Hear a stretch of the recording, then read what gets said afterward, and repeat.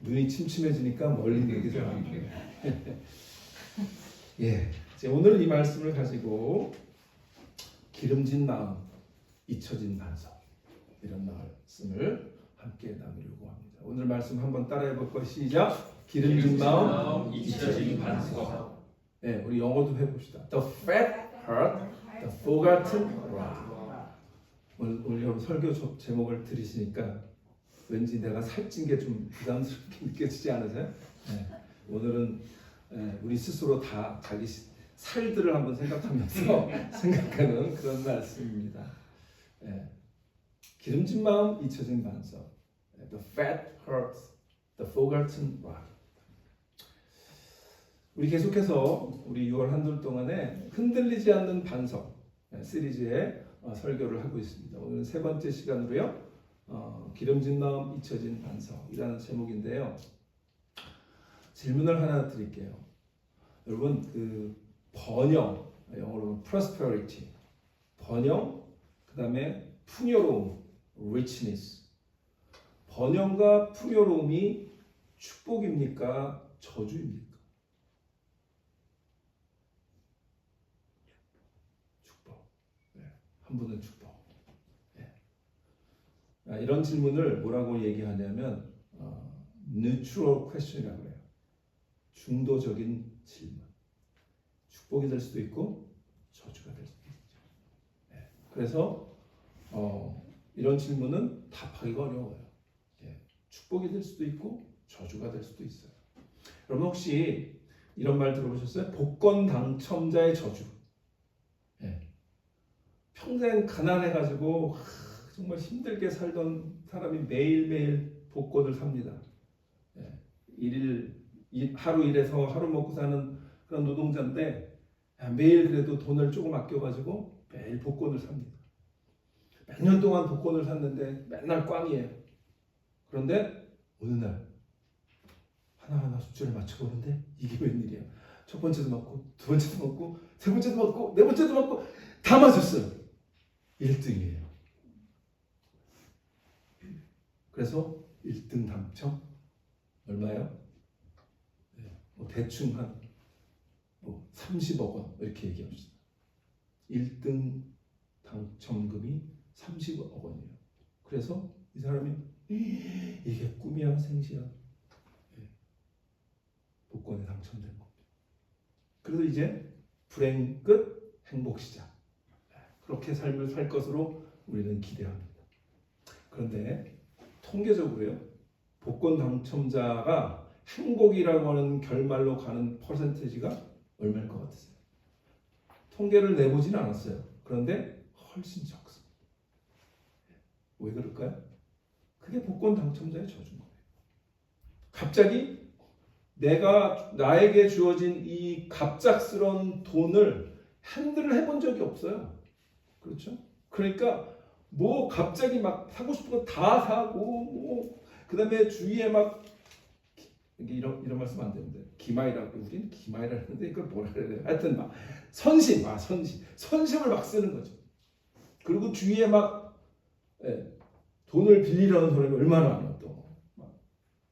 그러다 보면 한 3년 지나면 쫄딱 망하는 거죠. 오히려 그렇게 되는 경우가 많다라는 거죠. 오히려 마약에 빠지고 삶이 더 굉장히 피폐해지는 그런 결과들이 많아요. 그런데요, 이런 복권 당첨자의 저주를 기독교적인 언어로 바꿔서 말해볼 수 있어요. 그게 뭐냐면 은혜의 역설이라는 거예요. 우리가 간절히 기도하던 문제가 해결되고 그리고 정말 아무것도 보이지 않던 그런 인생 같았는데 하나님께 나와서 기도했더니 하나님께서 그것들을 점점 다 들어주시고 자녀들도 잘 되고 정말 힘들었던 생활이 펴지고 모든 것이 풍족해지고 그런데 바로 그러한 하나님의 은혜를 받는 그 피크의 순간에 이상하게도 하나님과 가장 멀어지는 현상이 나타나는 거예요. 그렇게 어려울 때는 하나님께 나와서 그렇게 기도하고 하나님 이것만 주시면 내가 정말 하나님께 충성을 다하겠습니다 라고 했는데 정작 그 모든 것을 하나님께서 허락해 주시니까 왠지 이제는 하나님이 필요 없는 것 같고 내가 할 수 있는 것 같고 이 모든 것이 나의 운인 것 같고 내가 잘해서 그런 것 같은 생각들이 점점 많아지는 거죠. 그래서 오히려 은혜의 역설이 되는 거예요. 오늘 우리가 함께 읽었던 이 말씀은요, 읽는데 좀 불편하잖아요. 계속 불편한 언어들로 가득 찬 오늘 본문이에요. 그래서 이런 본문들은 목사님들이 잘 설교 안 해요. 그러니까 저도 별로 하고 싶지 않아요. 솔직히 말하면. 왜냐면 다 힘들게 사는데 그래도 교회 와서는 좀 좋은 얘기 듣고 싶은데 이런 얘기 들으면 불편하죠. 그런데 우리가 이제 세상적인 용어로도 불편한 진실이라는 그 말이 있거든요. inconvenient truth라고 그러나요? 그 불편한 진실을 자꾸 외면하면 사실은 나중에 가면 더 큰 문제들이 터지죠. 그런 겁니다. 오늘은 어떻게 보면 하나님께서 이번 6월 한 달 동안에 흔들리지 않는 반석이라는 말씀을 우리가 나눴는데 그 중에 하나님의 경고 부분이에요. 이거 잊으면 이걸 잊었기 때문에 반석이신 하나님을 잊어버리고 사는 거야 라고 하시는 그러한 경고의 부분이라고 생각하시면 마음이 좀 불편한 언어더라도 우리가 말씀을 들을 수 있을 거라고 생각합니다. 그러니까 사실은 왜 이 풍요가 오히려 끔찍한 저주가 될 수 있을까라고 하는 이 질문에 오늘 본문이 답을 해주는 거예요. 오늘 이야기는 3,000년 전, 3,500년 전의 이스라엘의 이야기지만 그것이 오늘 우리 풍요의 시대를 살아가는 우리에게 동일한 얘기라는 거죠. 그게 우리의 문제일 수 있다는 거죠. 자, 오늘 15절을 보면요. 뭐로 시작하냐면 15절 보세요. 15절 보면 그런데라고 시작합니다. 그런데. 그죠? 자, 15절 그런데. 그런데라고 하는 말은 뭐죠? 앞에 부분과 대조되는 거죠. 자, 그러면 앞에 우리 이 스크린은 없지만 우리 성경을 찾아보세요. 신명기 32장 앞에 부분이 뭐였나? 신명기 32장 14절 보세요. 13절 14절. 자, 다 찾으셨어요? 신명기 32장 13절 14절 보면 하나님이 어떻게 복을 주셨어요? 우리가 지난주 본 거예요. 여호와께서 그가 땅의 높은 곳을 타고 다니게 하시며 밭의 소산을 먹게 하시며 반석에서 꿀을 굳은 반석에서 기름을 빨게 하시며 소의 엉긴 젖과 양의 젖과 어린 양의 기름과 바산에서 난 수량과 염소와 지극히 아름다운 밀을 먹이시며 또 포도즙에 붉은 술을 마시게 하셨도다. 이런 축복과 놀라운 하나님의 풍요로움을 얘기하고 있죠. 그런데 15절은 뭐죠? 반전이죠. 그런데 이러고 시작해요. 그런데 막 이런 거죠. 그런데 뭐예요? 그런데 뭐라 그래요? 여수룬이 누굴까요? 여수룬은 성경에서 많이 나오진 않는 단어인데 원래 뜻이 뭐냐면 의로운 자, 정직한 자 이런 뜻이에요. 그런데 성경의 구약 성경은요 이스라엘에 대한 닉네임이 많아요. 별칭이 많아요. 그러니까 애칭이라고 볼 수 있어요. 여러분 우리가 사랑하는 자녀들에게 이런 애칭을 별명을 그런 거 붙여주잖아요. 그러니까 하나님의 입장에서 이스라엘에게 주신 별칭 애칭이 뭐냐면 여수룬이라는 별칭이 있어요. 근데 이 여수룬이라는 의미가 뭐라고요? 의로운 자, 정직한 자 이런 뜻이에요. 그러니까 하나님 보시기에 원래 이스라엘 택하실 때 이 이스라엘은 정직한 자고 의로운 자로 살기를 바라셔서 그 이름을 주신 거죠. 그런데 지금 여기는 반의적인 의미예요. 그런데 그 정직한 자, 의로운 자가 뭐라는 거예요? 기름짐에 발로 찼도다. 저는요 구약성경 읽을 때 참 재밌어요. 얼마나 재밌는지 몰라요. 기름짐에 팻이에요, 팻. 그런데 그 팻이 그 팻한 그 여수룬이 그 팻한 그 이스라엘이 뭘 했다는 거예요? 킥! 발로 찼대요. 이게 오늘 우리가 생각해 보려고 하는 스토리의 가장 중요한 키워드예요. 살쪄서 발로 찼다는 거. 그러니까 이스라엘이 너무 축복을 받아서 풍요롭다 보니까 그 축복의 근원이신 하나님에 대해서 오히려 하나님을 발로 뻥 차버리고 배신을 했다는 거죠. 하나님을 버리고 자기를 구원하신 반석을 어떻게 했다고요? 업신여겼도다라고 얘기하고 있죠. 하나님은 그를 애정어린 여수른이라고 닉네임까지 주셨는데 그 의로운 자, 정직한 자, 고든 자가 아름다운 이름을 그 가진 이스라엘이 하나님 보시기에 갑자기 뭐 어떻게 된 겁니까? 버릇없는, 정말 버릇없는 배은망덕한 존재가 되어버린 거예요. 저는 오늘 이 본문을 정말 불편한 본문이지만 그러나 이 불편한 본문을 우리가 잘 읽어내서 그래서 우리의 마음이 다시 한번 하나님께 바로 서고 여수른이 되는 그런 은혜가 우리 모두에게 있기를 축원합니다. 예. 이 여수른의 비극을 통해서 풍요의 시대 속에서 기름진 마음이 어떻게 잊혀진 반석이라는 비극을 낳는지, 그리고 오늘 이 본문을 통해서 우리가 사는 이 풍요와 번영의 시대에 우리가 빠지기 쉬운 세 가지 그런 치명적인 영적인 함정이 있는 것을 우리가 하나하나 짚어보려고 합니다. 사실 오늘 이 말씀의 제목을 풍요의 시대에 빠지기 쉬운 세 가지 함정, 이렇게 제목을 정하려고 했어요. 왜냐하면 오늘 키포인트가 세 가지 함정에 대한 얘기거든요. 세 가지 pitfall 또는 뭐 trap 이렇게 얘기할 수 있는데 그 세 가지 함정이 이 이스라엘 백성이 그런 빠졌던 함정이 오늘 우리가 빠질 수 있는 영적인 함정이라는 거죠. 여수른이 이스라엘이 하나님이신 반석이신 하나님을 잊고 발로 찰 수밖에 없었던 그런 그를 그렇게 내몰 수밖에 없는 함정이 있다는 거예요. 근데 그 함정에 이스라엘이 빠진 거죠. 근데 우리도 그런 함정이 충분히 우리가 사는 이 시대에 우리를 기다리고 우리를 도사리고 있어요. 그게 뭘까 하나하나 보려고 합니다. 첫 번째는 우리 15절 우리가 읽은 것처럼 감사를 삼키는 영적 비만이라고 하는 함정이에요.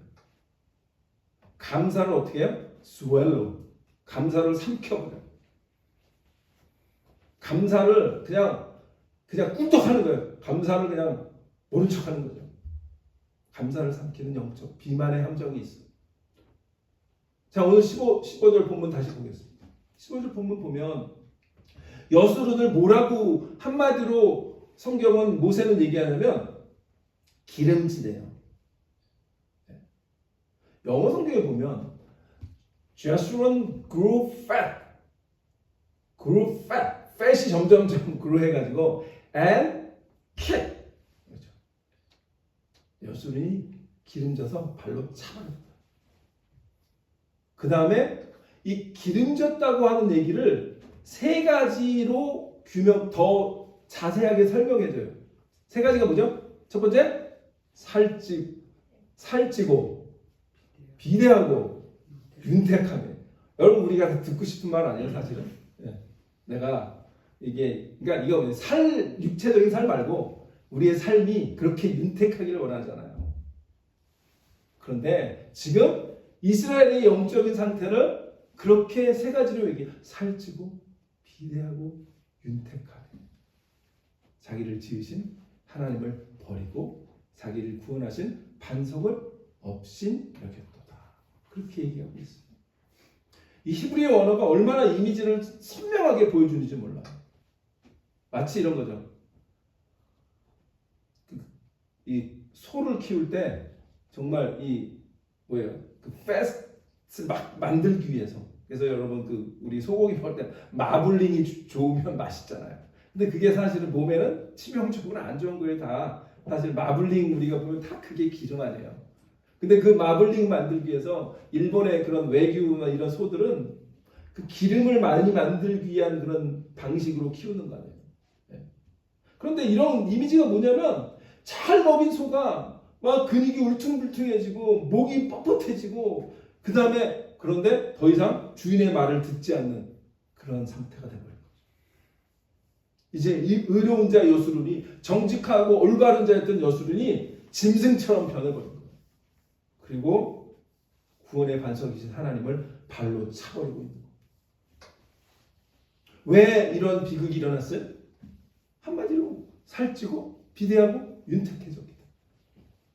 곧 육신적인 번영과 풍요로움 때문이라는 거예요. 그런데 여러분, 우리가 잘 알듯이 우리의 육신과 우리의 영이 함께 가잖아요. 육신의 풍요로움은 곧바로 영적인 삶과 연결되죠. 그리고 이 육신적인 그런 편안함과 평안함과 풍요로움과 이 안락함은 영적인 비만으로 가는 거예요. 영적인 비만은 이렇게 얘기할 수 있어요. 하나님께서 베풀어 주신 그런 감사를 내가 다이제스트를 못하는 거예요. 너무 많아. 네. 하나님 베푼 게 너무 많으니까 이게 막 다이제스트가 안 돼서 소화불량. 영적인 비만이 그거예요. 그러니까 하나님께 주신 받은 복을 막 세어보고 그걸 감사하기보다는 내 배부름에 취해가지고 영적으로 비만스럽고 둔감해지는 거죠. 여러분, 육체적으로 우리가 몸이 살이 찌면 둔해지잖아요. 그런 거예요. 영적으로 마찬가지인 거예요. 영적으로 하나님께 너무 막 복을 받으면 영적으로 둔해질 수 있어요. 제가 허리가 원래 30이었거든요. 그런데 이게 점점 이제 40대, 50대 되면서 1인치씩 늘더니 32, 33 이렇게 가고 있어요. 그래서 저희가 이게 옛날 이제 집에서 욕을 먹고 삽니다. 네. 근데 이게 그러니까 어떨 때는 이 발톱 깎기도 힘들어요. 이게 둔해지는 거예요. 그게 몸이 그렇게 둔해지면 살기 힘들잖아요. 근데 영적으로도 마찬가지라는 거죠. 영적으로도 이게 내가 너무 편안해지면 하나님을 잊어버리고 하나님의 그 민감한 음성을 잊어버리고 그리고 둔감해지고 영적으로 비만해지면요. 뭘로 가면 갈까요? 영적의 비만이 계속 가면 영적인 교만으로 가는 거예요. 영적인 비만과 영적인 교만은 같은 맥이에요. 이스라엘의 이런 영적인 비만 상태가 이제 영적인 교만 상태까지 가는 거죠. 그러니까 교만해지니까 뭐예요? 반석을 업신여기는 거예요. 하나님은 필요 없어. 내가 다 할 수 있어. I can handle it. 그런데요, 이게 오늘 신명기 32장이 이스라엘 백성이 가나안 땅에 간 후가 아니고 들어가기 전이잖아요. 그럼 아직은 그런 상태가 아니어야 돼요. 그죠? 그런데 왜 이런 얘기를 할까요? 이건 지금 모세가 설교하고 있는 그 당시의 이스라엘의 영적 상태가 아니에요, 사실. 앞으로 뭐예요? 이 가나안 땅, 그죠? 젖과 꿀이 흐르는 기름진 땅, 그 땅에 들어갔을 때 이스라엘 백성이 이렇게 기름질 거다. 그런데 너희가 기름진 것을 그 소화를 못 해내면 살찌고 비도하고 윤택해져서 결국 너희를 지으신 하나님을 버리고 반석이신 하나님을 업신여길 거야. 경고하는 거고. 경고하는 거야. 그래서 사실은 모세가요, 이 32장 말고도 앞에 부분에서도 이미 경고를 하고 하는 것이 있어요. 신명기 8장 12절에 보면 이렇게 경고합니다. 내가 먹어서 배부르고, 또 나오죠. 내가 먹어서 배부르고 아름다운 집을 짓고 거주하게 되며 또 내 소와 양이 번성하여 내 은금이 증식되며 이제 안 보여서 큰일이네. 증식되며 내 소유가 다 풍부하게 될 것임에 할 때에 어떻게 돼요? 내 마음이 교만하여. 교만한데 하나님 여호와를 잊어버릴까 염려하노라. 모세가 염려하고 있는 거예요. 근데 모세는 이미 다 보고 있는 거죠. 너희가 그렇게 될 것 같아. 우리 이런 거 있잖아요. 안 봐도 비디오야. 이런 거예요. 너희가 지금 그 젖과 꿀이 흐르는 가나안 땅에 들어갈 건데 안 봐도 비디오야. 너희 이렇게 될 것 같아. 염려한다. 여호와는 너를 애굽 땅 종되었던 집에서 이끌어내셨다. 그거 잊지 말아라. 얘기하고 있는 거죠. 미리 지금 경고하고 있는 그 말씀이에요.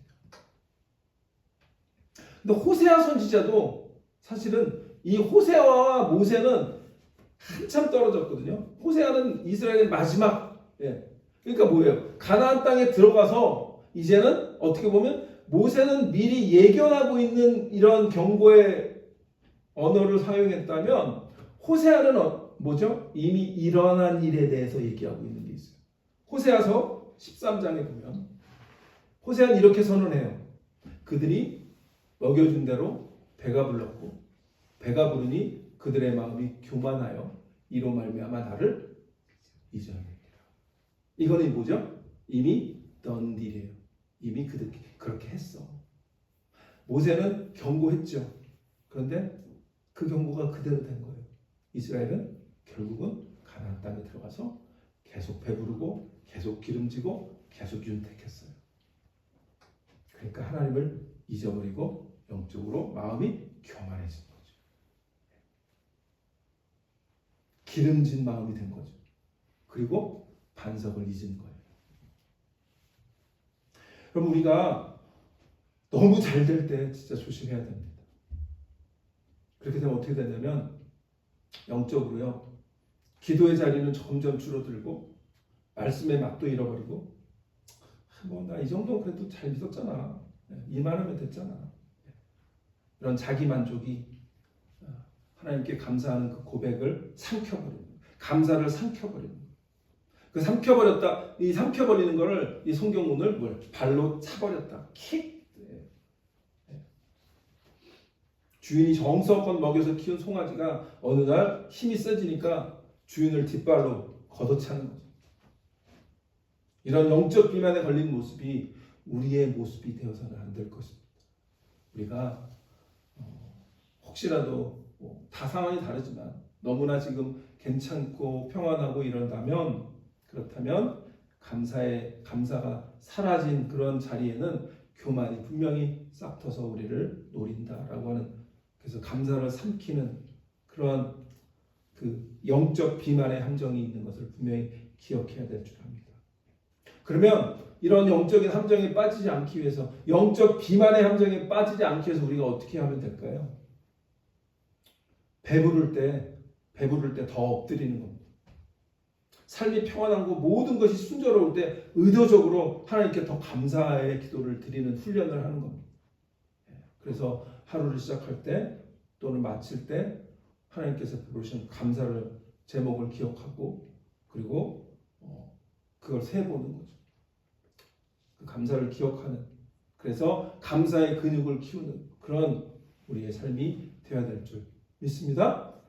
두 번째 함정이 있어요. 두 번째 함정은 이겁니다. 참된 근원을 대체하는 값싼 위안의 함정이에요. 진짜의 근원, 나의 삶을 새롭게 하고 나의 삶을 붙들고 계시는 그 소스가 있는데 그 진정한 소스를 버리고 그것을 대체하는 정말 값싼 그런 위안을 찾는 거예요. cheap comfort. cheap comfort. 우리가 인생을 살다 보면 편안해지고 좀 위안을 받고 이런 걸 좋아하다 보면 그냥 눈에 보이는 거가 나를 만족시키면 그게 진짜 나에게 어떤 행복을 주는 거라고 착각할 수 있거든요. 근데 그런 거죠. 지금 이스라엘은 이제 풍요로우니까 뭐 조금 어려우면 뭐 하나님을 찾는 게 아니라 그 하나님을 대체할 수 있는 어떤 것들을 찾는 거죠. 하나님이라고 하는 어떤 절대적인 만족의 진짜 근원, 참된 근원을 버리면 거기에 뭐가 있을까요? 사실은 공허함이 있어요. 하나님께서 우리를 하나님의 형상으로 만드셨잖아요. 그렇기 때문에 사실은 그게 하나님이 아닌 것으로 우리의 어떤 삶을 만족시키는 삶을 계속 가다가 어떤 순간에 가면요, 그게 아무것도 아니고 공허하게 느껴지게 돼 있어요. 여러분 안 그러세요? 이 세상에 있는 것들이 아무리 우리에게 뭐 좀 기쁨을 잠깐 줄 수 있지만 그것이 우리의 영혼 깊은 곳을 만족시킵니까? 그렇지 않거든요. 그런데 오늘 성경에 보니까 뭐라고 얘기하냐면 자 16절 17절 보세요. 16절 17절 보니까 그들이 다른 신으로 그의 질투를 일으키며 가증한 것으로 그의 진노를 격발하였도다. 그들은 하나님께서 제사하지 아니하고 귀신들에게 하였으니 그들이 알지 못하던 신들 근래 들어온 새로운 신들 너희의 조상들이 두려워하지 아니하던 것들이로다. 여기 보니까 이 하나님을 대체하는 그 뭔가 something else 그거를 되게 또 재밌는 표현으로 다른 신, 가증한 것, 귀신들, 그들이 알지 못하던 신들. 그런데 정말 눈에 제가 반짝 들었던 이 단어는 뭐냐면 이 마지막 단어예요. 근래에 들어온 새로운 신들. 재밌잖아요. 너무나 표현이 재밌어요. 근래에 들어왔어. 자, 그러면 오늘 우리가 이 시대에 사는데 근래에 들어온 어떤 유행들, 막 새롭게 반짝반짝하는 것들 많잖아요. 예. 뭐 SNS도 그렇고 하여튼 여러 가지 페이스북도 그렇고 유튜브도 그렇고 AI도 그렇고 막 우리의 눈을 막 사로잡는 반짝반짝한 뉴 테크놀로지 이렇게 얼마나 그게 다 뭐예요? 근래에 들어온 새로운 신들이에요. 오늘로 말하면 그런 것들이 나를 굉장히 막 우리의 어텐션을 잡죠. 그래서 그거에 막 열심을 품죠. 그러다 보면 하나님을 말씀을 묵상하고 그리고 하나님을 찾는 그 기도의 자리에 가는 것보다 그거 보느라고 정신을 못 차리는 거지. 근데 이스라엘 백성이 그랬다는 거예요. 가나안 땅에 들어갔는데 생전 처음 보는 왜 바알 시인이라고 하는 이름이 처음 들었네. 와, 그런데 이름이 왠지 멋져 보여. 야, 바알 시, 이름 멋지지 않아? 아세라 멋있는데. 그런 새로운 신을 보고 그 신을 기뻐해 주는, 행복하게 해주는 그런 제사를 드리는 거예요. 그러니까 뭐예요? 그들은 하나님께 제사하지 아니하고 귀신들에게 하였으니 곧 그들이 알지 못하던 신들, 근래 들어온 새로운 신들, 너희의 조상들이 두려워하지 아니하던 것들이로다. 너희의 조상들은 하나님을 두려워하고 이런 우상들은 두려워하지 않았는데 이제는 오히려 그걸 두려워하고 하나님을 잊어버리고 그거가 더 나의 인생에 더 행복을 주는 것이라고 생각하고 하나님을 잊어버립니다. 우리에게 즉각적인 어떤 만족을 주는 어떤 우리의 오감을 자극하는 그런 쾌락, 그런 값싼 대체물들을 이스라엘 백성들이 찾고 있는 겁니다. 오늘 우리가 똑같잖아요. 모든 것이 풍요롭고 모든 것이 부족함이 없자 이제 다른 걸로 눈길이 가고 있는 거죠. 사람이 너무 풍요로우면 이제 생각이 이제 노는 거 할 거 없나 이렇게 가는 거예요. 그렇게 되는 거예요. 사람이 그런 거예요. 새롭고 반짝반짝거리는 나의 오감을 만족시켜주는 그런 것들. 그런데 그런 것들은 하나님이 될 수 없어요. 나를 궁극적으로 나의 빈자리를 채울 수 없는, 나의 어떤 영혼을 채워줄 수 없는 거예요. 그래서 18절에 보면 이게 뭐라고 해요? 하나님, 너를 낳은 반석을 내가 상간하지 아니하고 너를 내신 하나님을 내가 잊었도다. 여기에 보면 하나님을 뭐라고 얘기하면 반석이라고도 얘기하지만 너를 내셨다라는 표현. 그죠? 너를 낳았다, 너를 내셨다. 뭐예요? 부모 같은 분으로 묘사하잖아요. 그러니까 결국 뭐예요? 이스라엘이 부모인 하나님을 배은망덕했다. 이 얘기를 하고 있는 거죠. 잊어버렸다라고 하는 것. 이게 모든 문제의 근원인 거죠. 하나님이 잊고 사는 거죠. 그리고 잊지는 않을 수 있어요. 근데 별로 생각은 또 안 해요. 그런 거죠. 이게 모든 문제의 근원이라는 거죠. 자식이 부모를 잊는 것과 같은 그런 배은망덕이고 우리의 근원을 잇는 것. 참된 근원은 하나님인데 그 참된 근원을 대체할 값싼 위안에 내가 더 시간을 내고 더 투자를 하고 그렇게 되는 모습을 얘기해 주는데 그 모습이 우리가 아니기를 바랍니다. 그런데 이스라엘 백성은 참 하나님 소금을 많이 섞인 건 확실해요. 보면 예레미야도 이렇게 얘기하잖아요. 예레미야의 별명이 뭐예요? 눈물의 선지자. 예레미야는 정말 눈물을 흘리면서 이스라엘 백성에게 메시지를 전했는데요. 예레미야 2장 13절 유명한 구절이죠.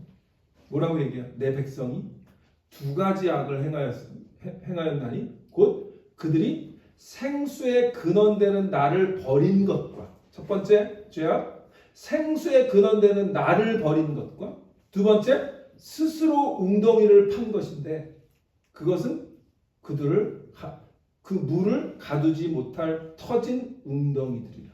그렇게 이스라엘 백성이 두 가지 죄악 하나님을 버린 것 그리고 하나님을 버리고 스스로 웅덩이를 판 것.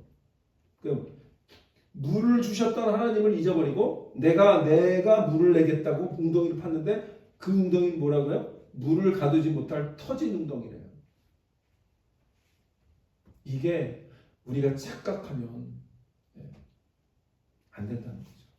진짜 나를 만족시키는 분은 하나님이신 것을 다시 한번 분명히 기억하는 여러분 되시기를 축원합니다. 그러면 어떻게 이 참된 근원이신 하나님이 있지 않고 이런 헛된 값싼 위안의 함정을 피할 수 있을까? 많은 방법이 있지만 오늘은 이제 풍요에 대한 얘기니까 혹시 내가 풍요로움이 있다면 내가 가진 게 조금 인업하면 그거를 더 나누는 거예요. 하나님께서 우리에게 재물과 재능을 주신 것을 우리 안에 가두어서 썩히지 말고 흘려보내는 거예요. 뭐라 그래요? 그 물을 가두지 못할 터진 웅덩이라는데 그건 내가 아무리 가두려고 해도 결국은 터져버릴 수밖에 없어요. 터지기 전에 정말 오히려 그걸로 하나님의 그 은혜를 베푸는 그런 삶을 사는 거예요. 터진 웅덩이 같은 그런 세상의 것들로 우리의 마음을 채우려고 하지 말고 하나님의 것을 하나님의 방법대로 나누는 거예요. 그럼 하나님께서 그걸 통해서 더 기쁨을 주실 것으로 우리가 믿게 되고 더 그런 경험들이 우리의 삶 가운데 쌓이게 될 줄 믿습니다. 마지막으로 세 번째 함정이 있는데 이 세 번째 함정은 이거예요. 사랑을 오해하는 함정이에요. 하나님의 사랑을 오해하고 심판 불감증이라고 하는 함정에 빠지는 거예요. 하나님은 사랑의 하나님. 이제 그래서 뭐 한국에는 이제 제일 그래서 아마 사랑의 교회가 그래서 제일 커졌나. 사랑만 얘기하니까 물론 그렇진 않아요 그 교회가. 그러나 어쨌든 사랑의 교회 하면 왠지 사랑만 얘기할 것 같은 그런 분위기 때문에 사랑의 교회가 커지는지는 모르겠는데 하나님의 사랑을 우리가 오해하는 거예요. 하나님은 그래서 절대 우리를 심판하거나 우리를 힘들게 하지 않거나 우리에게 어떤 매를 안 드신다 이렇게 생각할 수 있는데 여수르는 이 이스라엘 백성은 그걸 잘못 착각한 거죠. 하나님은 하나님은 사랑이시다. 요한일서 그렇게 얘기하잖아. 그러니까 이 정도는 다 용서해 주실 거야. 농감하실 거야. 설마 나를 그렇게 심판하시겠어? 이런 거죠. 하나님은 오래 참으신 하나님인데 이게 우리가 풍요 속에서 살 때 빠지기 쉬운 그런 착각인 거예요. 심판 불감증의 함정입니다. 이거는 뭐를 오해하는 거냐면 하나님의 사랑을 오해하고 하나님의 사랑 뒤에 이면에 있는 하나님의 저스티스 그 공의를 착각하는 거예요. 잊어버리는 거예요. 하나님은 사랑이 있죠. 그러나 하나님은 동시에 공의로우신 의로우신 하나님인 걸 우리가 기억해야 될 줄 믿습니다. 그래서 하나님은 거룩한 진노를 갖고 계신 분이에요. 우리가 잘 알잖아요. 예수님이 성전에서 그 모든 그런 장사하는 사람들을 채찍질을 해서 내쫓으시는 그런 거룩한 분노를 우리가 알잖아요. 하나님이 그런 하나님인 거예요. 하나님은 그냥 죄악을 눈 감아주시는 분이 아니라. 그래서 오늘 19절에 보면 정확하게 하나님이 어떻게 반응하시는지 보여주죠. 19절에 뭐라고요? 그러므로 여호와께서 보시고 미워하셨으니. 뭘 미워하셨을까요? 이스라엘 백성 그 자체를 미워하신 게 아니라 우리가 그러잖아요. 죄인은 미워하지 말되 죄를 미워하되 죄인은 미워하지 말라 이런 얘기하는 것처럼 이스라엘 자체를 미워한 거라기보다는 이스라엘의 그 범죄 상황, 그런 교만한 그 상태를 미워하신 거죠. 그러므로 여호와께서 보시고 미워하였으니 그 자가 그를 경노하게 하니까. 우리 부모들이 자식들이 속썩이면 저 왼수 덩어리 뭐 이렇게 얘기하기도 하고 죽어 뭐 이런 얘기도 하고. 근데 진짜가 아니잖아요. 그거 자체 그 말 안 듣는 그 자체가 미운 거지. 20절에 그가 말씀하시기를 내가 내 얼굴을 그들에게 숨겨. 이게 중요합니다. 하나님의 심판은 예를 들면 하나님의 심판에도 단계가 있는 것 같아요. 맨 처음에는 조금 이게 힘들게 하세요. 조금 더 힘들게 하세요. 그러다가 어느 정도 한도가 오면 하나님이 그냥 내버려 두셔요. 그리고 그게 제가 볼 때는 하나님의 얼굴을 그들에게 숨기시는 거라고 생각해요. 저도 그런 경험들이 있어요. 신앙생활 하다 보면 막 어려움이 오다가 이게 어느 한도에 도달하면 하나님이 안 보이시는 것 같은 느낌이 확 들어요. 하나님이 진짜 얼굴을 가리셨나? 이런 느낌이죠. 그런데 사실은 이 20절에 얼굴을 그들에게 숨겨 그들의 종말이 어떠함을 보리니 그들은 심히 패역한 세대요 진실이 없는 자녀이미로다. 이런 말씀인데요. 여기서 가장 그 하나님의 심판 가운데 가장 받기 싫은 심판이 있다면 저는 하나님의 얼굴을 우리에게 숨기시는 거예요. 그 얼굴을 숨겼다라고 하는 제가 오래전에 작년인가 얼굴에 대한 얘기 했었잖아요. 이 얼굴은 하나님의 얼굴은 뭐예요? 뭘 상징해요? 하나님의 임재. 그러니까 하나님의 얼굴을 숨기면 하나님의 부재. 하나님이 present냐 absent냐는 거예요. 하나님의 얼굴을 우리에게 돌리시면 하나님이 계신 거예요. 우리의 삶에 하나님이 함께 하시는 거예요. 그런데 하나님이 얼굴을 돌리시면 하나님이 떠나시는 거예요. 이스라엘 백성이 그렇게 하나님을 속삭이니까 결국 하나님이 에스겔을 통해서 무슨 이 환상을 보여주세요. 하나님의 영이 성전 동문으로 나가는 이 환상을 보여주시잖아요. 하나님의 임재가 우리의 삶 가운데 하나님이 함께 하지 않는 것이 가장 큰 심판인 걸 분명히 기억하시기를 바랍니다. 그러면 우리가 어떻게 해야 됩니까? 어떻게 해야 됩니까? 이건 하나님의 그냥 진짜 하나님이 우리를 진짜 미워해서라기보다는 하나님의 어떤 그 언약에 기초한, 오늘 우리 찬송 불렀죠. 하나님 그 언약을 이루어 주시고 우리 찬양했잖아요. 그 언약에 기초한 거룩한 분노예요. 그 내면에는 뭐예요? 하나님의 공의가 있지만 그 공의의 뒷면에는 사랑이 있는 거죠.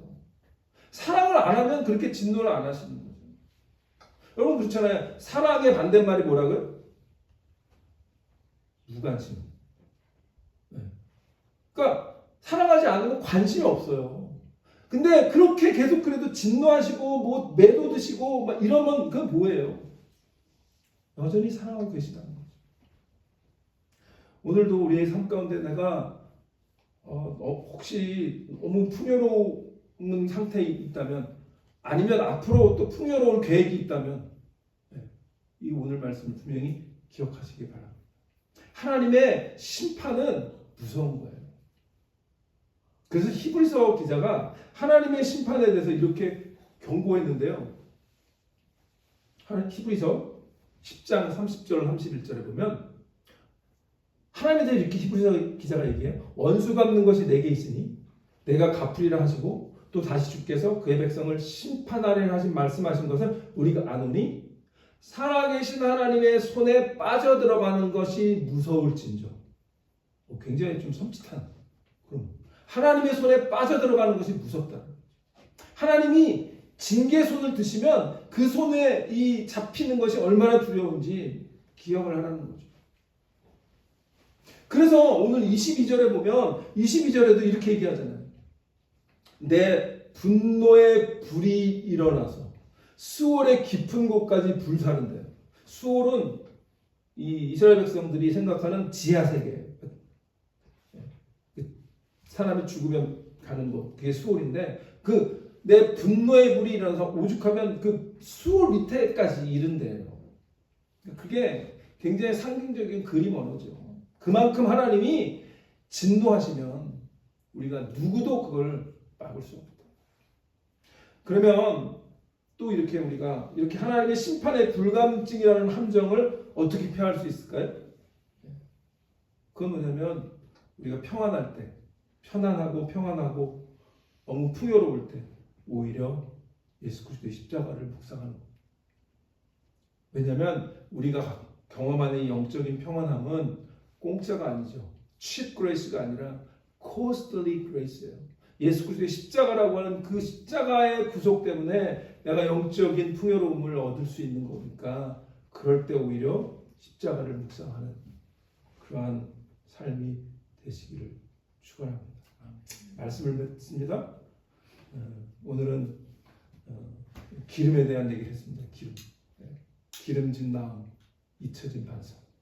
혹시 여러분들 어떤 상태에 있는지 다 다르겠지만 이러한 풍요로울 때 영적 비만의 함정, 값싼 위안의 함정, 그리고 심판 불감증의 함정에 빠지지 않도록 반석이신 하나님을 잊지 않는 그러한 우리 디사이플 교회 하나님의 성도들 되시기를 주님의 이름으로 축원합니다. 아멘. 기도하겠습니다. 하나님,